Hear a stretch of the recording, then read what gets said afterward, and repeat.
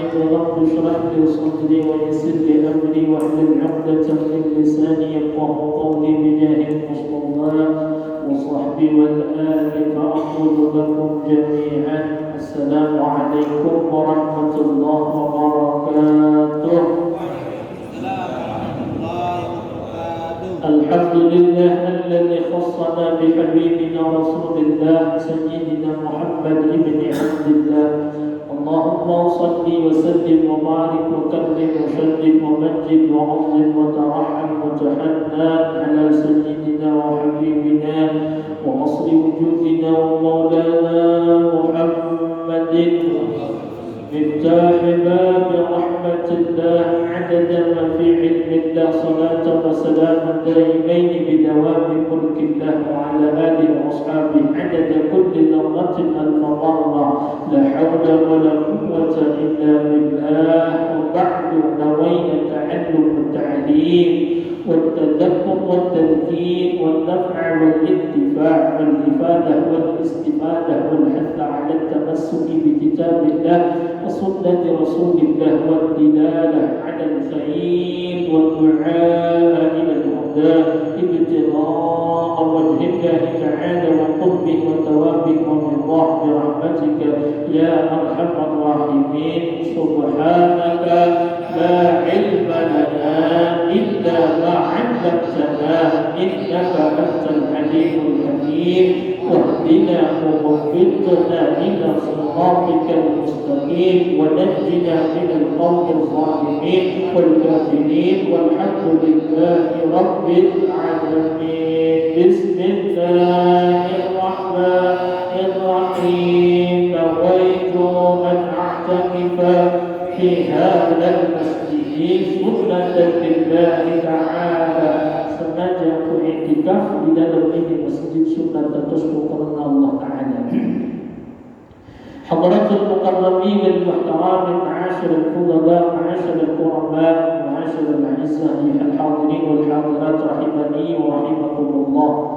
Bilkhusus yang sangat kita muliakan Ketua Majelis Ta'lim Masjid Jami' Nurul Jannah serta para pengurus Majelis Ta'lim dan juga para pengurus DKM. Mudah-mudahan selalu kita doakan dalam limpahan rahmat dan keberkahan daripada Allah Subhanahu wa taala. Semoga dilimpahi kekuatan keistiqomahan oleh Allah Subhanahu wa taala. Hadirin hadirat jemaah Majelis Ta'lim Masjid Jami' Nurul Jannah, insyaallah mudah-mudahan sama-sama kita dimuliakan oleh Allah dunia wal akhirah. Alhamdulillah. Bersyukur kita kehadirat Allah Subhanahu wa taala. Dan tak lupa kita sampaikan salawat dan salam kita kepada baginda Rasulullah sallallahu alaihi wasallam.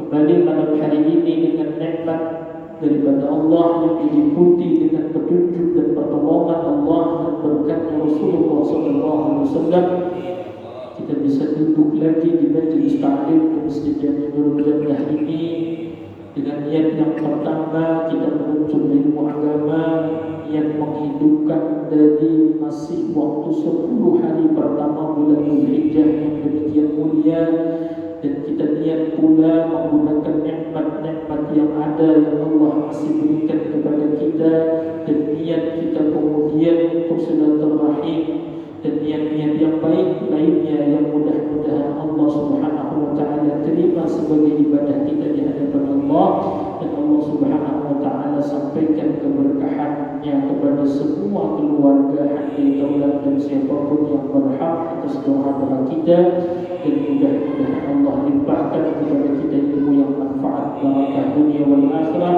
dan semoga Allah kumpulkan kita di yaumil akhir dengan para ulama, para salihin bersama baginda kita Nabi Muhammad sallallahu alaihi wasallam. Amin ya rabbal alamin. Hadirin jemaah Majelis Ta'lim yang dimuliakan oleh Allah, malam hari ini kita berada di satu malam yang istimewa, di satu malam yang sangat-sangat mulia, yaitu sebagaimana kita paham bahwa besok hari kita akan berada di hari yang disebut dalam istilah agama adalah hari Arafah, atau hari yang ke-9 di bulan Dzulhijjah. seseorang akan biasa saja memperlakukan emas kalau dia tidak tahu akan kadar kemuliaan emas itu sendiri. Coba perhatikan ketika anak kecil diperhiasi oleh orang tuanya dengan perhiasan emas, sebab dia tidak paham akan berharganya emas itu, maka dia anggap itu benda yang biasa. Maka ketika orang yang paham dengan betapa berharganya emas, dia akan memperlakukannya pun dengan perlakuan yang berbeda. Maka hal seperti itu sama. Jika seseorang tidak paham akan kemuliaan waktu-waktu yang memang dimuliakan oleh Allah, dia akan menganggap itu sama seperti hari-hari yang lain. Tetapi ketika orang paham ternyata ada waktu-waktu, ada hari-hari di mana Allah mengistimewakan hari-hari tersebut, ia akan membedakan dengan hari-hari yang lain. Kenapa? Karena kemudian memuliakan itu mengikut dengan apa yang dilakukan oleh Allah dan Rasulullah serta para salihin, dan balik untuk mengharap mendapatkan kemuliaan daripada Allah karena memuliakan apa yang dimuliakan oleh Allah. Siapapun yang memuliakan apa yang dimuliakan oleh Allah, itu adalah bukti kemuliaan seseorang.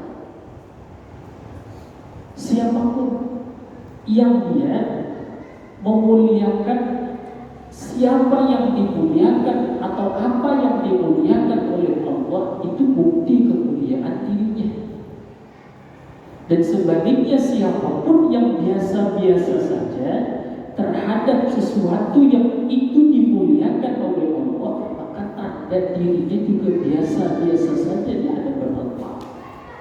Nah, untuk bisa memuliakan sesuatu yang dimuliakan oleh Allah, di antaranya waktu-waktu yang istimewa, maka harusnya diawali dengan tahu dulu tentang keistimewaan dan kemuliaan waktu yang sudah dimuliakan oleh Allah, termasuk malam hari ini, yaitu malam 9 Dzulhijjah. Ini bukan waktu yang main-main. Jelas sudah ini merupakan waktu yang mulia. Cuma siapa tak paham, dia kan biasa saja. Siapa yang tak mengerti kemuliaan hari Arafah besok, maka dia akan memperlakukan hari besok itu sama seperti Kamis-Kamis yang sebelum-sebelumnya yang lainnya. Maka cukup menjadi tanda bahwa seseorang itu tidak dimuliakan oleh Allah ketika dia tidak memuliakan apa yang dimuliakan oleh Allah. Jelas secara umum sudah bahwa besok itu adalah bahagian dari 10 hari pertama bulan Dzulhijjah. Jelas, sedangkan dari hari pertama sampai hari 10 kita sudah bahas bahwa Rasul sallallahu alaihi wasallam beliau bersabda, "Ma min ayyamin al-'amalu shalih fiha ahabba ila Allah min hadhihi al-ayyam al-'ashr." Dan ada amalan ibadah yang paling dicintai oleh Allah dilakukan di suatu waktu melebihi amalan yang dilakukan di 10 hari pertama bulan Dzulhijjah. Berarti besok termasuk kan? Termasuk. Bahkan di antara yang 10 itu, besok itu termasuk yang paling mulia di antara hari pertama sampai hari ke-10. Besok itu, hari Arafah itu adalah salah satu yang termulia di antara 10 hari pertama bulan Dzulhijjah. 10 hari pertama bulan Dzulhijjahnya sudah istimewa, tambah lagi besok. Bahkan sebahagian ulama tafsir memaknai firman Allah wasyaf'i wal watr, dan demi yang genap dan yang ganjil dari 10 hari pertama bulan Dzulhijjah, maka sebagian ulama tafsir mengatakan yang genap itu hari raya Idul Adha, artinya hari ke-10. Yang ganjil itu adalah hari Arafah. Jadi di antara 10 kan Allah berfirman begini, wal fajr, demi fajar, walayalin asyar, demi malam-malam yang 10. Maksudnya 10 hari pertama bulan Dzulhijjah. Nah di antara yang 10 ini Allah pakai lagi bersumpah secara khusus, wasyaf'i wal watr, yang genap dan yang ganjil. Yang genap itu hari ke-10 menurut sebagian ulama tafsir, itu Idul Adha. Yang ganjil itu hari yang ke-9, yaitu besok hari. Artinya besok itu istimewa di antara yang istimewa. Besok itu hari istimewa di antara yang istimewa. Sampai dikatakan dalam Syarah Nawawi ala Sahih Muslim, Imam Nawawi mengatakan, menukil perkataan Imam Syafi'i pernah berkata begini, jika ada seorang suami dia ngomong seperti ini, jatuh cerai atau jatuh talak istriku di hari yang paling istimewa, dia tidak nyebut hari apa, dan dia bahkan mungkin tidak tahu hari apa, cuma dia ngomong begini, pokoknya bila ada hari yang paling istimewa, maka hari itu jatuh talak istriku. Artinya dia mentalak istrinya, cuma jatuh talak itu pada ketika hari yang paling istimewa. Dia tidak nyebut hari apa, dan dia bahkan tidak tahu hari apa. Kata Imam Syafi'i, maka hari itu adalah hari Arafah. Artinya itu hari istimewa. Itu hari istimewa. Besok itu jangan disia-siakan kemudian. Jangan kemudian diisi dengan hal-hal yang tidak berfaedah dan hal-hal yang tidak bermanfaat, karena besok hari Arafah itu adalah hari yang mulia di antara yang mulia, hari istimewa di antara hari-hari yang istimewa. Yang pertama, jadi besok itu adalah termasuk hari 10 hari pertama bulan Dzulhijjah yang dia diistimewakan dari hari-hari yang lain di 10 hari tersebut tadi. Itu yang pertama. Yang kedua, hari Arafah itu atau hari 9 bulan Dzulhijjah, hari itulah Allah menyempurnakan agama Islam. Hari itulah Allah menyatakan bahwa kepada Nabi Sallallahu Alaihi Wasallam bahwa agama Islam ini sudah sempurna, dan Allah ridha dengan agama Islam, dan Allah sempurnakan nikmat bagi Nabi Muhammad SAW dan umat beliau. Hari itulah, hari Arafah lah Allah melakukan itu. Ya. Kenapa? Karena firman Allah Subhanahu Wa Taala dalam surah Al-Maidah ayat yang ketiga, Al-yawma akmaltu lakum dinakum wa atmamtu alaikum ni'mati wa raditu lakumul Islam din. Hari ini kata Allah, al-yawma akmaltu, aku sempurnakan. Al-yawma akmaltu lakum, bagi kalian wahai Muhammad dan umat Muhammad, dinakum, agama kalian. Allah nyatakan hari itu sempurna sudah Islam. Wa atmamtu alaikum ni'mati, aku juga sempurnakan atas kalian nikmatku, kata Allah. Wa raditu, aku ridha lakumul Islam din, bagi kalian Islam menjadi agama. Kapan ayat itu turun? Hari Arafah, hari ke-9 bulan. Cuma karena kita tidak paham, jadi kita anggap biasa. Besok itu adalah hari di mana Allah menyatakan Islam ini sempurna. Apa istimewanya? Kalau kemudian Allah menyatakan Islam sempurna dalam hadis Sahih Bukhari dan Muslim, muttafaqun alaih, hadis ini diriwayatkan dari Sayyidina Umar bin Khattab radhiyallahu taala anhu, disebutkan bahwa ini ada dalam kitab Sahih Bukhari dan ada dalam kitab Sahih Muslim, ketika 10 orang Yahudi datang kepada Sayyidina Umar. Tapi ini orang Yahudi yang masih asli, maksudnya orang Yahudi yang memang mereka masih kemudian berpegang kepada Taurat, yang masih kemudian belum dirubah, masih asli. Jadi orang Yahudi ini datang kepada Sayyidina Umar. Lalu orang Yahudi ini bertanya kepada Sayyidina Umar kemudian, ayatun fi kitabikum taqra'unha, ada satu ayat kata orang Yahudi, wahai Umar, di dalam kitab kalian itu, maksudnya berarti Al-Quran. Ayatun fi kitabikum, ada satu ayat di dalam kitab kalian itu, maksudnya ada satu ayat kata orang-orang Yahudi di dalam Al-Quran, taqra'unha, kalian membaca ayat itu.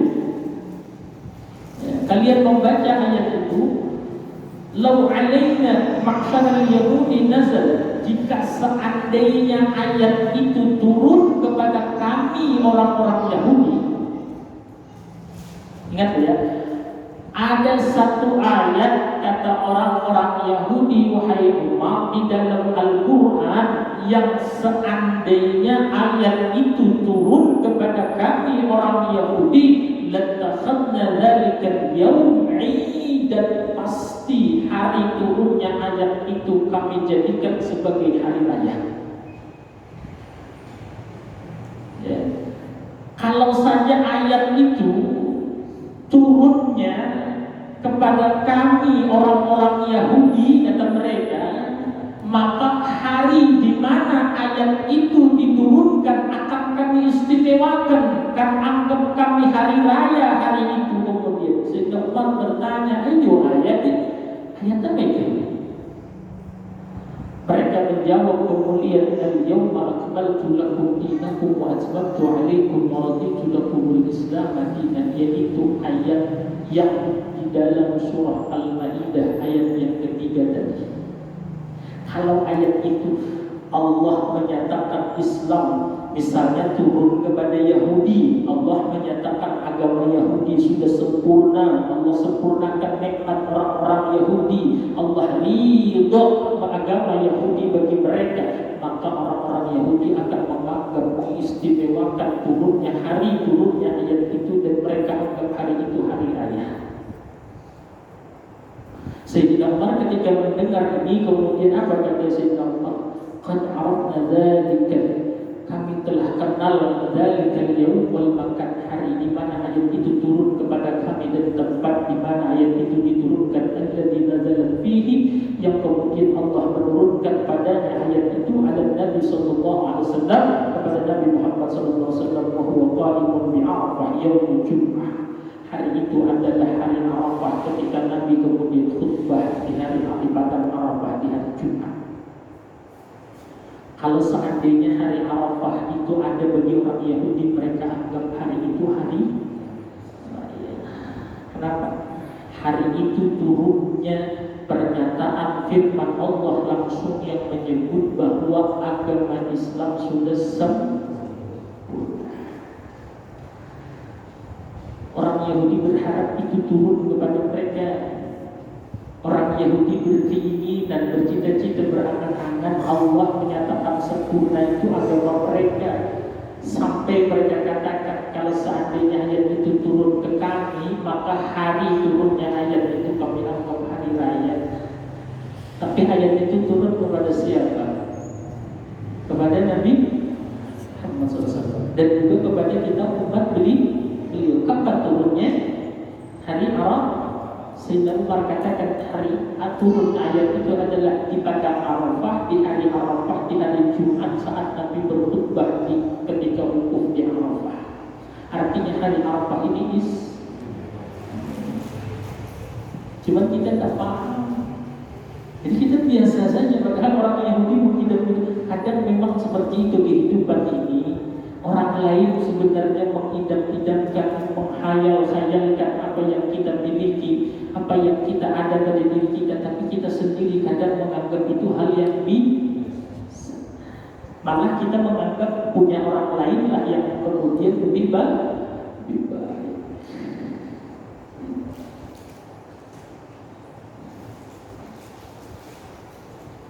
Mudah-mudahan Allah Subhanahu wa taala melimpahkan taufik dan hidayah kepada kita semua. Ingat, besok itu adalah waktu yang istimewa, waktu yang mulia. Besok hari Arafah, jangan diisi dengan hal-hal yang sia-sia, jangan diisi dengan hal-hal yang tidak bermanfaat. Usahakan kemudian dengan ibadah kepada Allah Subhanahu wa taala.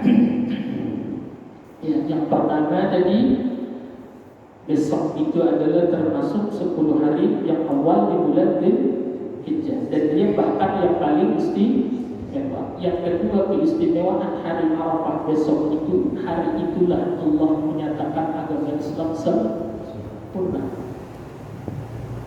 Ya. Jadi pada ketika itu Rasul Sallallahu Alaihi Wasallam, malam ini kita santai aja kayaknya, kita gak usah bahas kitab ini, kita gak melanjutkan bahasannya, kita santai aja malam ini, membahas atau kemudian membicarakan tentang kemuliaan di hari Arafah. Tujuannya mudah-mudahan dengan paham kemuliaannya kita memperlakukannya berbeda ya. Disantai saja malam ini, tidak kemudian seperti malam-malam biasanya kita bahas pelajaran kita. Jadi ketika Nabi kemudian melaksanakan ibadah haji, wukuf di padang Arafah, saat Nabi berkhutbah, maka turun ayat ini yang kemudian Allah nyatakan al-yawma akmaltu lakum dinakum, bahwa agama Islam sudah sempurna. Itu Pak, semua sahabat yang lain gembira. Ya, semua gembira. Kenapa? Karena Allah sudah nyatakan Islam itu artinya mau nyari urusan apa aja ada di agama Islam ini, karena sempurna. Sesuatu yang sempurna itu berarti kemudian bahasa kitanya adalah apapun yang kita perlukan untuk kebaikan dan kemaslahatan kita dan menghindari kemudaratan dan keburukan bagi kita di dunia dan di akhirat, ada di situ, baru sempurna. Sesuatu dikatakan sempurna apabila di situ ada kemudian cara untuk kita mendapatkan kebaikan dan menghindari keburukan dunia dan akhirat. Nah, kalau Allah nyatakan Islam sempurna, baik berarti kalau mau nyari manfaat dunia akhirat, mau menghindari mudarat dunia dan, maka ikuti aturan karena dia sudah sempurna. Sahabat hari itu gembira mendengar itu kemudian, terkecuali Sayyidina Abu Bakar Siddiq radhiyallahu ta'ala anhu. Sayyidina Abu Bakar yang lain gembira mendengar ayat itu, pulang nangis beberapa hari dan keluar rumah.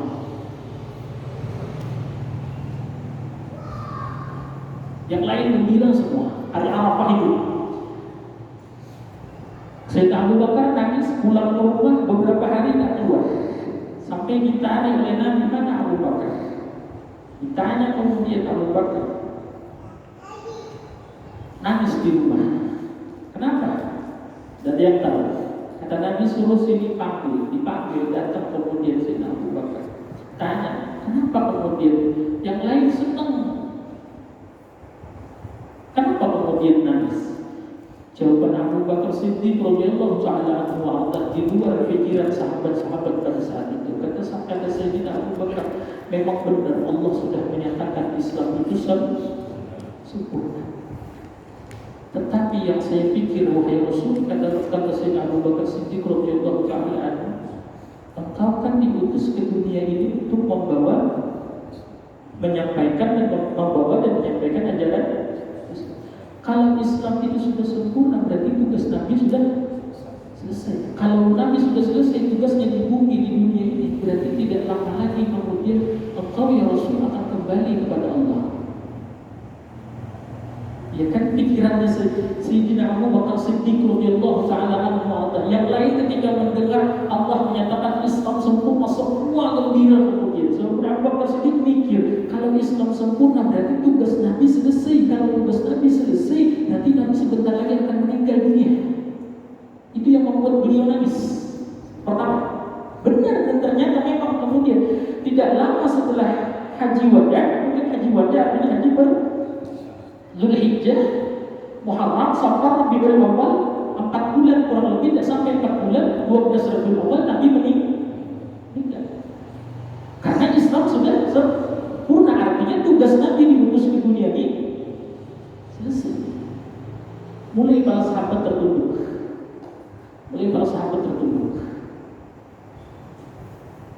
Dan saat meninggalnya Rasul sallallahu alaihi wasallam,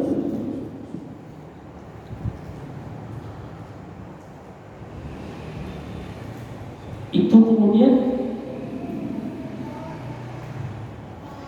Rasul sallallahu alaihi wasallam sakit.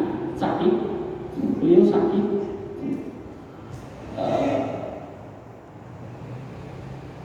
Ketika sakit itu mulai parah, tetapi sahabat ini tidak ada yang boleh masuk, tidak ada yang nengok, bisa diizinkan untuk nengok masuk ke rumah Sayyidah Aisyah radhiyallahu taala anha, tidak ada. Jadi Pak, di dalam tarikh itu ketika tahu Rasul ini sakitnya agak parah, bahasa kitanya agak tambah keras, itu semua keliling di sekitaran Masjid Nabawi itu. Tidak ada yang pulang ke rumahnya hari itu, Pak. Mulai siang sampai malam itu tidak ada yang pulang, nungguin kayak apa kabar Rasulullah. Kecintaan sahabat Rasul, semua keliling di Masjid Nabawi itu nungguin kalau Nabi ini kemudian malam sampai malam mereka tidak ada yang pulang. Tidak ada yang pulang. Begitu kemudian sholat subuh, mau sholat subuh, Nabi tidak ada keluar. Tidak keluar. 12 Rabiul Awal itu mau sholat subuh, Nabi itu tidak keluar. Para sahabat itu makin cemas. Sampai Bilal bin Rabah adzan subuh, Nabi belum keluar. Sahabat itu masih was-wasan. Ada apa dengan Nabi? Ada apa dengan Nabi? Ketika sholat subuh, Nabi tidak keluar untuk jadi imam, maka maju Sayyidina Abu Bakar Siddiq. Maju Sayyidina Abu Bakar Siddiq radhiyallahu taala anhu untuk jadi imam. Ketika sudah maju, rumah Nabi kan berdempetan dengan Masjid Nabawi. Nabi membuka kemudian tirai dari rumah beliau dengan saf pertama masjid ini. Artinya yang jamaah ini melihat bahwa Rasul bangun. Ketika mereka Rasul bangun, mereka bertakbir. Abu Bakar mau mundur, cuma Nabi mengisyaratkan jangan mundur, teruskan Abu Bakar. Nabi tutup tirainya, maka kemudian subuh itu Nabi tidak sholat. Nah, ketika kemudian selesai sholat subuh, sahabat ini mulai gembira. Kenapa? Nabi kemudian dalam keadaan yang baik, karena Nabi bisa pulang banyak hari itu, subuh pagi itu pas selesai sholat subuh, karena sudah dari malam tadi nungguin kabar tentang bagaimana keadaan Nabi. Ini ciptaan sahabat dengan Nabi. Pulang pagi itu, termasuk Sayyidina Abu Bakar Siddiq pulang karena Nabi dah bisa bangun dan baik-baik saja. Ternyata pagi itulah waktu Tuhan Nabi SAW meninggal dunia. Nah, karena sahabatnya melihat Nabi terakhir dalam keadaan baik-baik saja, lalu setelah pulang mendengar meninggal dunia, maka kemudian ributnya luar biasa. Yang datang duluan ke rumah Sayyidah Aisyah karena yang lain pada pulang, diantaranya adalah Sayyidina Umar bin Khattab radhiyallahu taala anhu arda. Ketika datang ke rumah Sayyidah Aisyah, masuk ke situ, kemudian melihat jasadnya Nabi sallallahu alaihi wasallam terkubur kaku, Sayyidina Umar tidak terima kalau Rasulullah sudah meninggal. Kata Sayyidina Umar ini kemudian bisa Rasulullah pasti bangun. Rasulullah pasti bangun. Keluar Sayyidina Umar, ambil pedang, dicabut oleh Sayyidina Umar pedang. Siapa yang bilang Rasulullah telah mati hari ini, aku tebas lehernya. Gak percaya, kasarnya tuh gak terima gitu loh. Belum siap untuk kehilangan Nabi Sallallahu Alaihi Wasallam. Datang Abu Bakar Siddiq radhiyallahu taala anhu. Bahkan disebutkan dalam tarikh saat itu mata Nabi Sallallahu Alaihi Wasallam ini masih membuka lagi. Lalu sama Sayyidina Abu Bakar ditutup dan dikasih tahu Sayyidina Umar bahwa wahai Umar, Rasulullah memang sudah meninggal dunia. Ada seorang sahabat, saya lupa nama persisnya siapa, itu sampai berdoa kepada Allah, ya Allah, kalau sampai Rasulullah meninggal dunia, memang benar hari ini meninggal dunia, hamba minta ya Allah, butakan saja mata hamba, karena tidak pantas lagi mata ini melihat sesuatu selain Nabi Sallallahu Alaihi Wasallam. Sampai keledai tunggangan yang biasa dipakai Nabi itu, ketika tahu Nabi meninggal dunia, keledai itu bahasa kita menceburkan diri, ada ke sumur yang kering, sampai keledai itu pun mati. Artinya sahabat ini luar biasa. Nah, ketika menceritakan itu Sayyidina Abu Bakar, kenapa ketika Allah menyempurnakan Islam, Sayyidina Abu Bakar menangis? Sayyidina Abu Bakar paham berarti Rasulullah akan meninggal hari Arafah itu. Yang kedua, kata Sayyidina Abu Bakar radhiyallahu taala anhu, kalau sesuatu itu sudah sempurna, berarti ke depannya tidak akan ada lagi penambahan, tidak akan lagi penyempurnaan, karena sesuatunya sudah yang ada, yang terjadi adalah yang akan mungkin terjadi adalah kemudian sesuatu yang sempurna itu, kalau kemudian sudah sempurna, maka berarti kesininya yang ada adalah akan kurang dan kurang. Bukan Islamnya, tapi kemudian maaf ya, orang yang memahami, mempelajari, kemudian benar-benar menguasai akan pengetahuan tentang keislaman itu makin kesini akan makin kurang. Jelas sudah kemudian, makanya sampai dikatakan tidaklah datang suatu zaman terkecuali zaman yang berikutnya itu akan lebih buruk daripada zaman yang sebelumnya, dan begitu seterusnya.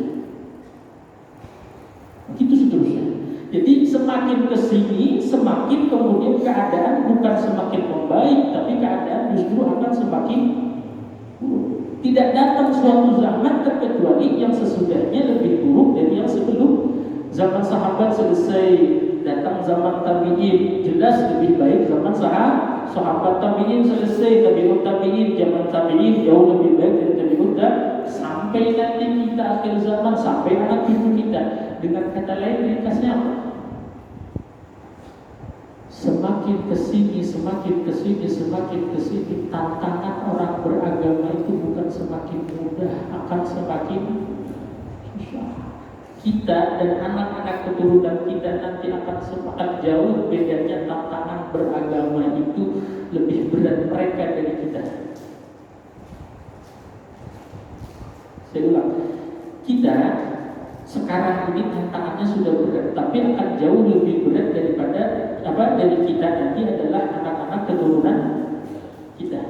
Sementara Islam yang sempurna ini semakin kesini semakin tertutup kesempurnaannya. Logikanya begini, pikiran kita, kalau tantangannya makin berat, Islamnya makin tertutup, kita nggak berusaha mengarahkan anak kita ini untuk belajar tentang aturan yang sempurna, sedangkan kita paham arti sempurna tadi adalah untuk mendapatkan kebaikan dan menghindari keburukan dunia wal akhirat adanya di Islam. Nah, dan itu tertutup, makin hari makin tertutup, kemudian dengan segala macam keadaan. Sementara tantangannya makin berat. Bisakah kita meyakini keselamatan tantangan yang berat dengan Islam yang kemudian makin tertutup, kalau kita tidak berusaha mengarahkan mereka untuk bisa paham dengan aturan Islam itu?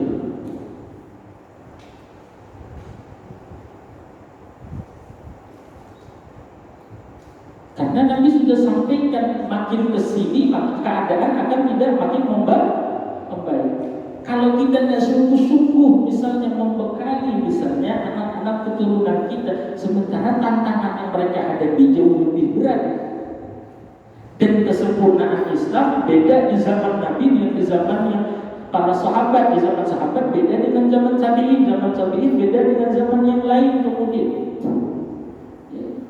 Sampai zaman kita jauh beda lagi. Bagaimana mungkin kita bisa berharap keselamatan kalau kemudian kita tidak berusaha benar-benar bersungguh-sungguh untuk memahami tentang aturan agama Islam. Nah, mendengar cerita Abu Bakar Siddiq ini baru sahabat paham, dan kata Rasulullah, sahabat Bakar benar apa yang disampaikan Abu Bakar Siddiq radhiyallahu ta'ala anhu, baru para sahabat paham. Ya. Itu kemuliaannya di antara hari Arafah. Bahkan orang-orang Yahudi mengidam-idamkan kalau hari Arafah itu turun kepada mereka, mereka akan anggap itu adalah sebagai hari raya.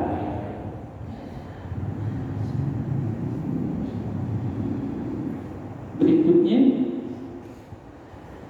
dari hadis riwayat Sayyidatuna Aisyah radhiyallahu ta'ala anha, di hadis ada dalam Sahih Imam Muslim disebutkan bahwa Nabi sallallahu alaihi wasallam pernah bersabda, "Ma min yawmin akthara min ayyumtiqallahu min ayyumtiqallahu 'abdan minan nar min yawmi Arafah." Perhatikan. tadi, tidak ada dari hari-hari yang paling banyak di hari itu Allah membebaskan hambanya dari siksa neraka melebihi hari Arafah. Istimewanya besok itu disampaikan oleh Nabi dalam hadis Sahih Muslim daripada Sayyidah Aisyah radhiyallahu taala anha bahwa kata Nabi, hari Arafah itu adalah hari di mana Allah paling banyak membebaskan hambanya dari siksa neraka. Artinya begini, orang itu namanya sudah ada tertulis di pintu-pintu neraka sebagai calon penghuni neraka. Ya, sudah calon penghuni. Ini satu-satunya calon yang pada nggak mau kan ini nih. Kalau calon bupati, calon ini ada calon penghuni neraka. Namanya tidak ada tertulis di pintu neraka. Tetapi bisa Allah Subhanahu wa taala bebaskan mereka, orang-orang tersebut tadi, di antaranya kapan waktunya paling banyak Allah membebaskan mereka adalah di hari Arafah besok.